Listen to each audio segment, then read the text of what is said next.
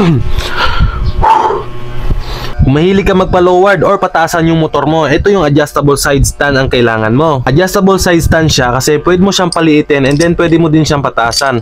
Ayan, di ba? So makikita mo yung mga butas diyan. Diyan ka pwedeng mag-adjust and lalagyan mo lang nitong dalawang tornilyo. So ito yung tornilyo na ilalagay lang dito, silang dalawa yan. Pwede sa lahat ng motor. Universal na din pala itong side stand natin. Ito yung mga colors na pwede nyong pagpipilian. Mas nangangasan kasi ako yung black. Kaya ito yung in-order ko, yung black, kasi mahilig ako sa mga black. Don't worry kasi ito, may kasama na din pala siyang sarili niyang spring. Napakadali lang ikabit, hindi lang siya matibay, and napakaangas din pala ng forma niya. Reason bakit ako nag-order nitong adjustable side stand na to, kasi yung motor ko pinataasan ko siya. Ipapakita ko sa inyo. Ito yung motor ko, guys. Kung makikita ninyo, yung pinaka-stand niya, stock pa yan. Pinalagyan ko pa siya ng 2 inches na extension para tumaas yung motor na to. Kaya ang nangyari, kapag in-stand ko yung motor ko, kita nyo yan, no? Sobrang tagilid na niya. Possible pang matumba kapag medyo mababa yung pinagka-standan ko sa gilid ng motor ko. Ayan, kanina medyo tumutumba siya. Ngayon, ayan, no? Saktong-sakto na yung pagkaka-stand niya, guys. So kung gusto nyo umorder,